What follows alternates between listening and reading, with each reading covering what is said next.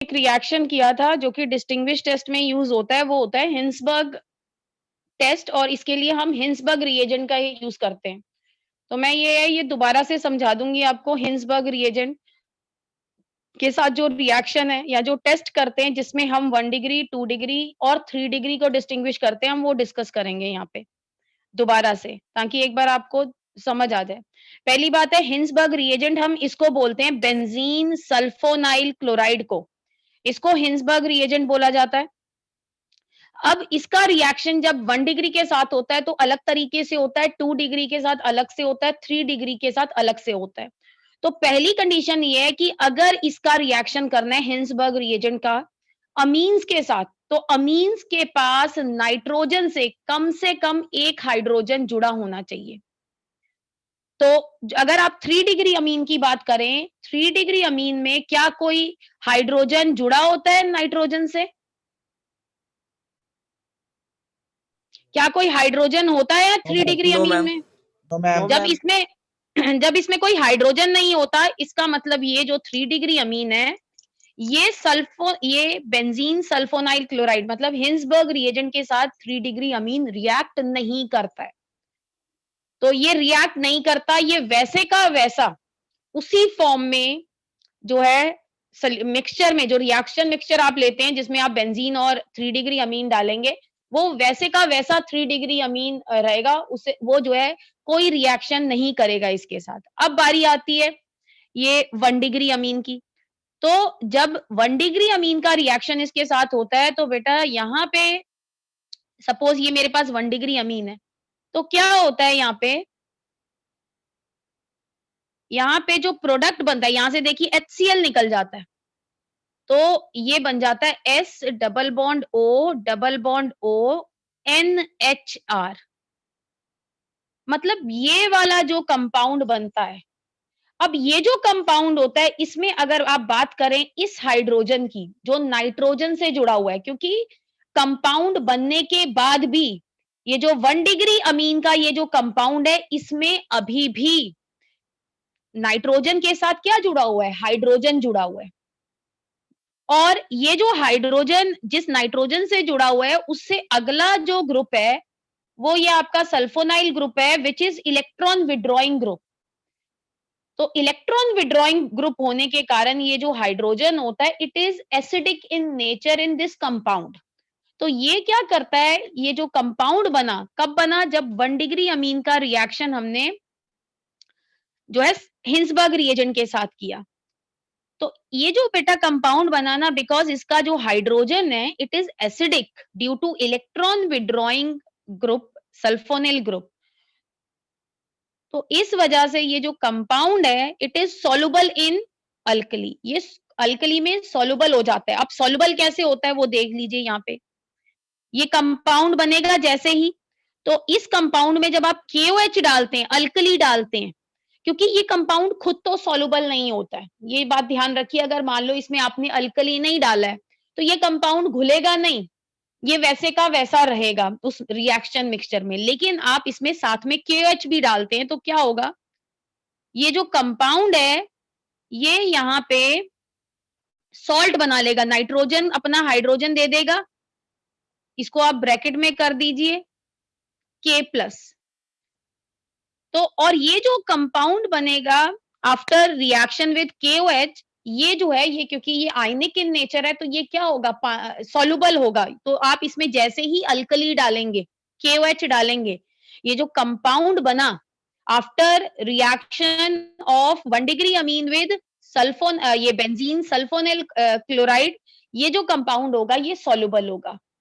अब आप इस कंपाउंड को अगर किसी तरीके से, ये जो कंपाउंड बना है ये वाला, एक मिनट, ये वाला जो कि अब अल्कली में क्या है, सॉल्युबल है, अगर आप इसको दोबारा से इसमें कन्वर्ट कर दें, तो ये दोबारा से क्या हो जाएगा, इनसॉल्युबल हो जाएगा। तो ये कह रहे हैं कि अगर आप इसमें एसिड डाल दें, तो बेटा एसिड क्या करेगा, वो ये जो आपका सॉल्ट बना होगा यहाँ पे दोबारा से यहाँ इधर हाइड्रोजन आ जाएगा, तो ये कंपाउंड क्या बन जाएगा, सॉल्युबल बन जाएगा। ये सबको समझ में आया? कल भी बताया था मैंने। Yes ma'am. ठीक है। तो अब बारी आती है 2 डिग्री अमीन की। तो बेटा 2 डिग्री अमीन में क्या होता है, क्योंकि इसके पास भी हाइड्रोजन जुड़ा हुआ है, तो ये जो हाइड्रोजन है 2 डिग्री अमीन का, ये हिंसबर्ग रिएजेंट के साथ HCl निकल जाएगा और ये इस तरह का कंपाउंड बनाएगा। ये जो कंपाउंड है, नाइट्रोजन से 2 अल्काइल ग्रुप जुड़े हुए हैं, तो NN di alkyl benzene sulphonamide बोलते हैं इसको। सल्फोनामाइड इस ग्रुप को बोलते हैं, ये वाले ग्रुप को। तो ये जो कंपाउंड है, अब आप खुद देखिए, जो 2 डिग्री अमीन ने कंपाउंड बनाया, क्या उसमें कोई हाइड्रोजन नाइट्रोजन से जुड़ा हुआ है? No ma'am. नहीं जुड़ा हुआ है। तो जब बेटा हाइड्रोजन नहीं है कोई भी, तो अगर आप इसमें बेस डाल दें KOH, तो ये कंपाउंड पहले भी इनसॉल्युबल था, अभी भी क्या रहेगा? KOH डालने के बाद इनसॉल्युबल रहेगा। और इसमें दोबारा अगर आप एसिड डालोगे तब भी कोई असर नहीं होगा, क्योंकि पहले भी ये जो कंपाउंड बना, इसमें कोई हाइड्रोजन नहीं है, नाइट्रोजन से जुड़ा हुआ, तो ये एसिडिक नहीं है, तो ये अल्कली में भी नहीं घुलेगा। और अगर कोई बंदा कहे कि मैं इसमें HCl डाल दूं तब भी नहीं घुलेगा, क्योंकि जो ऊपर वाला कंपाउंड है, जो 1 डिग्री अमीन ने बनाया था, वो क्या हुआ, बिकॉज वो जो था उसमें हाइड्रोजन था, वो एसिडिक था, क्योंकि नाइट्रोजन से जुड़ा हुआ हाइड्रोजन था। और ये हाइड्रोजन इसलिए एसिडिक था क्योंकि इससे आगे इलेक्ट्रॉन विड्रॉइंग ग्रुप प्रेजेंट है, जो कि इसको H+ की फॉर्म में निकलने में मदद करता है।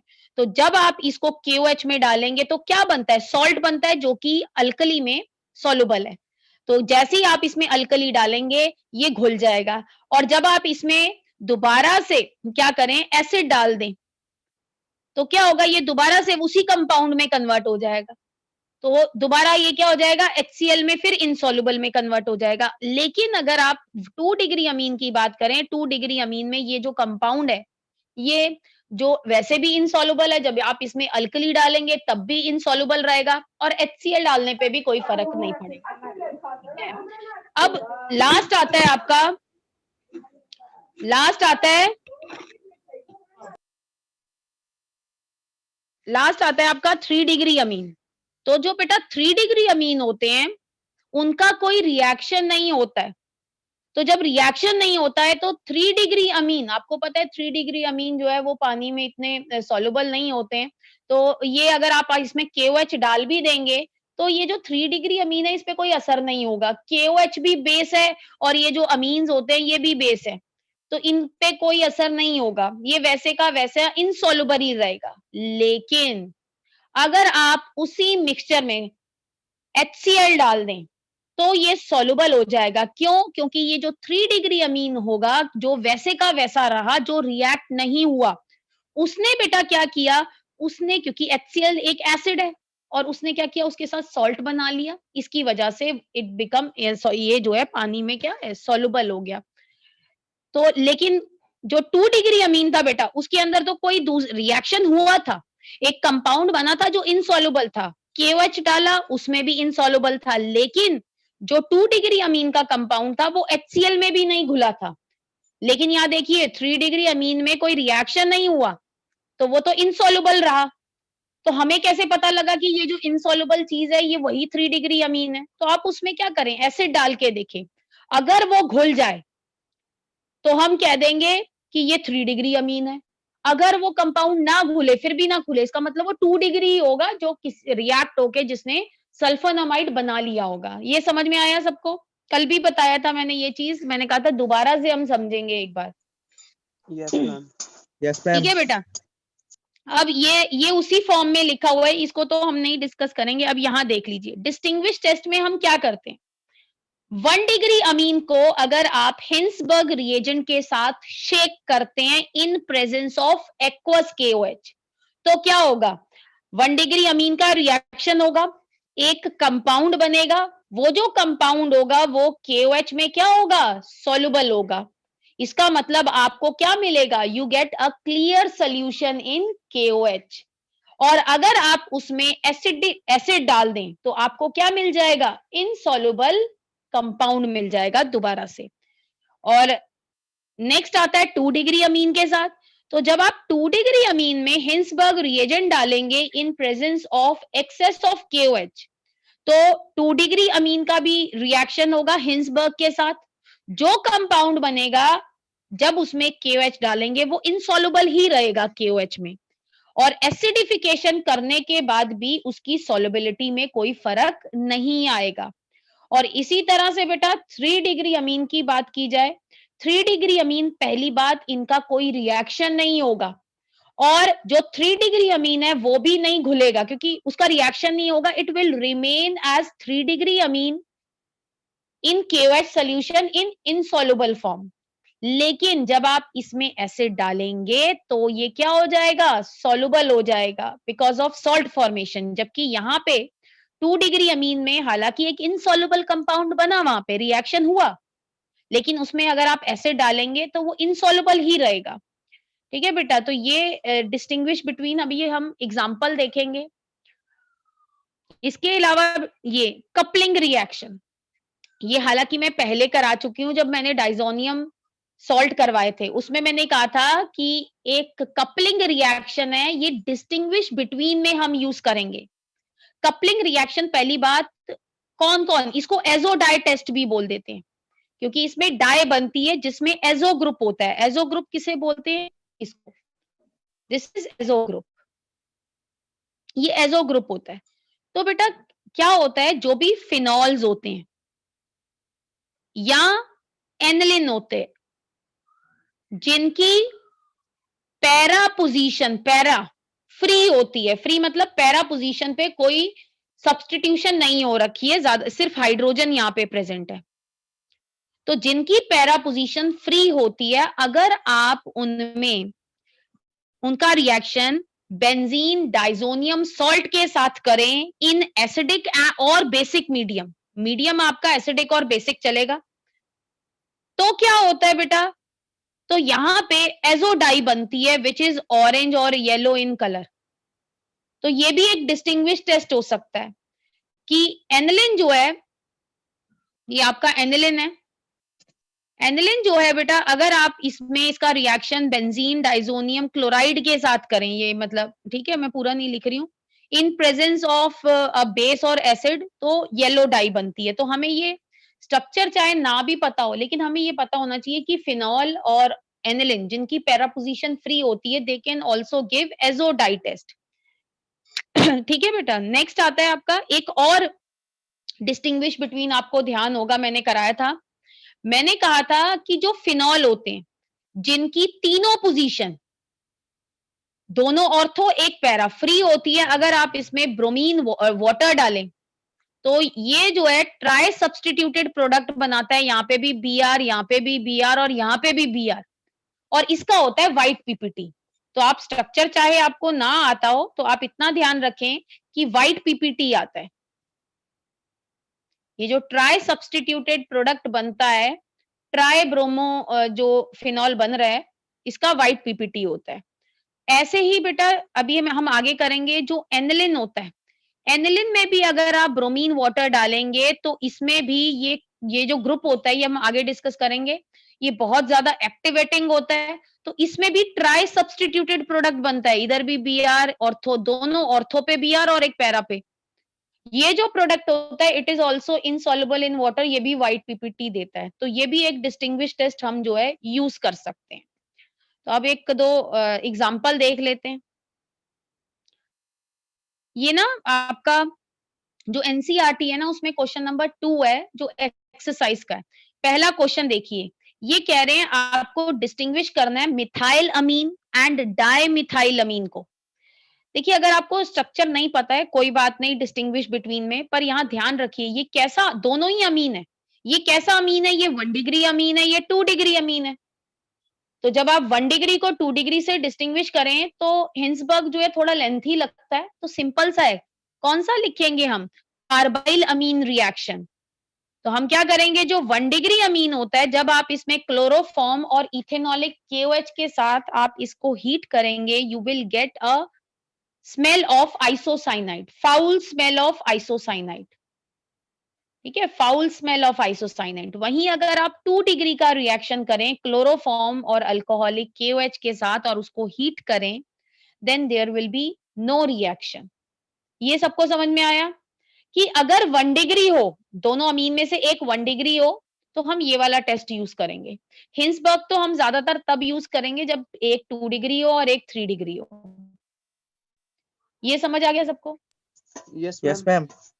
अब Yes, बेटा ma'am. नेक्स्ट आता है, अब ये देखिए secondary amine and tertiary Amin, book में ऐसे ही लिखा हुआ है, डिस्टिंग्विश करना है। तो देखिए जो 2 डिग्री अमीन है, जब आप उसको रिएक्ट करेंगे हिंसबर्ग रिएजेंट के साथ in presence of excess of KOH, तो एक इनसॉल्युबल कंपाउंड बनेगा, जिसको अगर आप HCl में डालें तो इट रिमेन इनसॉल्युबल, वो इनसॉल्युबल रहेगा।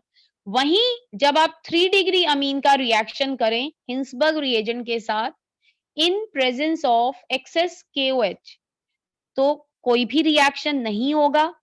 और जो 3 डिग्री अमीन है it also remain insoluble in KOH। तो यहां तक तो मे कई बच्चों को लगे कि कौन सा ये रिएक्शन हुआ या नहीं हुआ, ये जो कंपाउंड बना, ये जो इनसॉल्युबल बना, ये रिएक्शन होने के बाद बना या ये 3 डिग्री अमीन था। तो इसके लिए अगला स्टेप देखिए, जो 2 डिग्री अमीन होगा वो वैसे का वैसा रहेगा जब आप उसकी एसिडिफिकेशन करेंगे। जबकि अगर ये 3 डिग्री अमीन होगा तो जो भी आपका कंपाउंड पहले इनसॉल्युबल था ड्यू टू सॉल्ट फॉर्मेशन, वो क्या कन्वर्ट हो जाएगा, सॉल्युबल फॉर्म में कन्वर्ट हो जाएगा। अब आपको समझ में आ गया 2 डिग्री और 3 डिग्री को कैसे डिस्टिंग्विश करते हैं?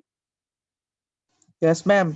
ठीक है, इसके अलावा बेटा और भी टेस्ट है, आई थिंक लिबरमैन एक नाइट्रोसो टेस्ट है, तो आप वो भी कर सकते हैं, पर मैंने वो डिस्कस नहीं किया है। आगे अगर कभी होगा तो मैं एक बार डिस्कस कर लूँगी। अब अगला आता है इथाइलअमीन और एनिलिन। तो एक दोनों ही अगर आप ध्यान से देखें, दोनों ही 1 डिग्री अमीन है। मतलब दोनों के लिए कार्बाइल अमीन टेस्ट तो होगा नहीं। और दोनों के लिए जो है, दोनों के लिए हम हिंसबर्ग रिएजेंट टेस्ट भी नहीं कर सकते हैं। तो दोनों को सेपरेट कैसे करेंगे? तो बेटा ये एरोमेटिक है। तो इसके लिए हम एज़ोडाई टेस्ट भी कर सकते हैं। अगर मान लीजिए एज़ोडाई टेस्ट करना है तो यहाँ पे ऐसे देख लीजिए। मान लीजिए मैंने यहाँ पे बेंजीन डाइज़ोनियम सॉल्ट ले लिया इन प्रेजेंस ऑफ एसिडिक मीडियम। तो यहाँ पे क्या आ जाएगा? Yellow PPT. और इस वाले केस में रिएजेंट आप लिख देंगे नो रिएक्शन। तो ये हो गया आपका एज़ोडाई टेस्ट। या फिर आप ये वाला टेस्ट भी यूज़ कर सकते हैं, ब्रोमीन वाटर वाला। कि जो इथाइल अमीन है उसका जो ब्रोमीन वाटर डालेंगे कोई पीपीटी नहीं आएगा, जबकि एनिलिन में ब्रोमीन वाटर डालेंगे we get white PPT due to formation of tri substituted product. ठीक है, ट्राई सब्स्टिट्यूटेड मतलब इधर भी बीआर, इधर भी बीआर, इस साइड भी बीआर, 2,4,6 ट्राई ब्रोमो एनिलिन। तो ये एक बनता है।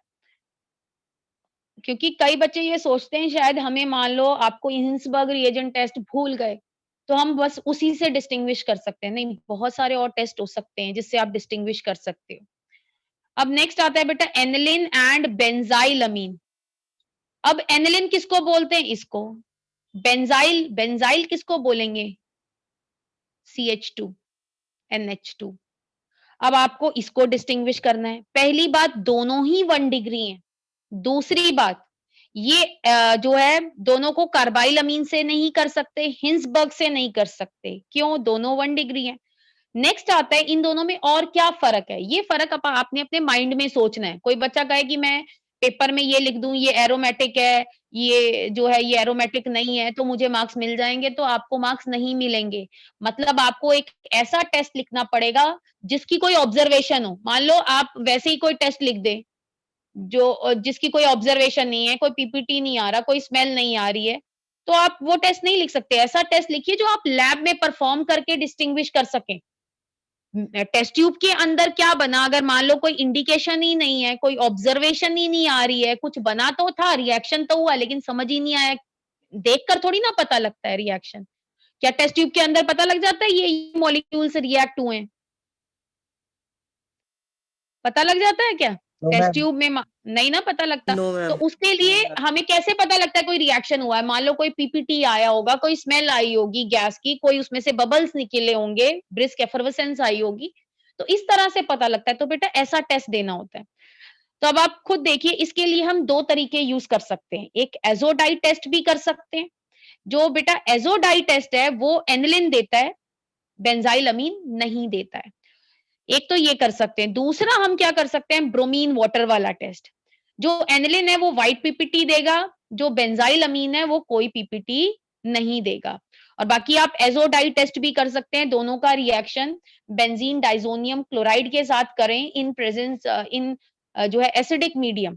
तो आप ये देखेंगे ये जो है इसमें येलो पीपीटी आएगा एनिलिन में और इसके अंदर नो रिएक्शन। देन बेटा नेक्स्ट आता है aniline and N methyl aniline. ये एनिलिन है, ये एन मिथाइल एनिलिन है। ठीक है, नेमिंग हमने पहले भी डिस्कस की थी। अब इन दोनों में पहले डिफरेंस देखो। ये जो डिफरेंस होता है, दोबारा कह रही हूँ, ये आपने अपने माइंड में सोचना है। ये 1 डिग्री अमीन है, ये 2 डिग्री अमीन है, तो दोनों में कार्बाइल अमीन टेस्ट कर दीजिए ना। इसमें फाउल स्मेल आएगी आइसोसाइनाइड की, इसमें नो स्मेल ऑफ आइसोसाइनाइड, मतलब यहां लिख दो नो रिएक्शन। अच्छा, कुछ बच्चे क्या करते हैं, पेपर में मैंने अभी देखा था, मान लो आपको ने जो है आपको पता है कि इसको ये जैसे मैं ऊपर वाला बता देती हूँ। मान लीजिए ये ऊपर वाला क्वेश्चन था और उस बच्चे ने एजोडाई टेस्ट से जो है डिस्टिंग्विश करने की सोची। तो कुछ बच्चे बेटा क्या करते हैं, लिख देते हैं this will give azo dye test.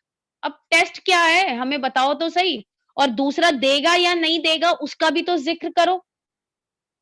ठीक है ना, तो दोनों के बारे में लिखो कि भाई ये एजोडाई टेस्ट देगा, ये नहीं देगा, लेकिन उस कैसे देगा, तो आप ये पूरा तो लिखेंगे ना एरो डाल के कि भाई इसमें बेंजीन डाइजोनियम क्लोराइड डालेंगे in presence of acidic medium, तो ये जो है येलो पीपीटी देगा।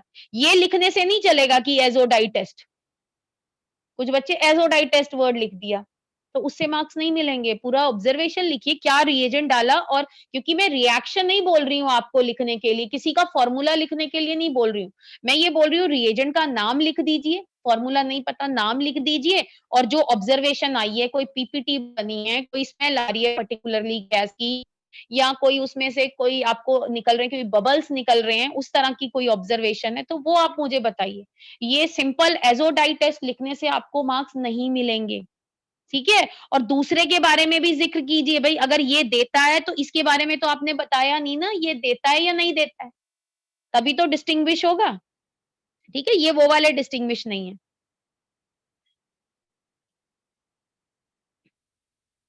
हाँ हाँ जी, तो ये था डिस्टिंग्विश बिटवीन, ठीक है, based on Hinsberg test, carbylamine and जो है आपका एजोडाई टेस्ट, और इसके अलावा ब्रोमीन वाटर वाला टेस्ट। आगे जो है हमने जो रिएक्शंस करने हैं वो करने इलेक्ट्रोफिलिक सब्स्टिट्यूशन रिएक्शन। मैंने कल भी बोला था आप लोगों को कि जो नेक्स्ट टॉपिक हमारा रहेगा वो रहेगा इलेक्ट्रोफिलिक सब्स्टिट्यूशन रिएक्शन। तो ये देख लेते हैं।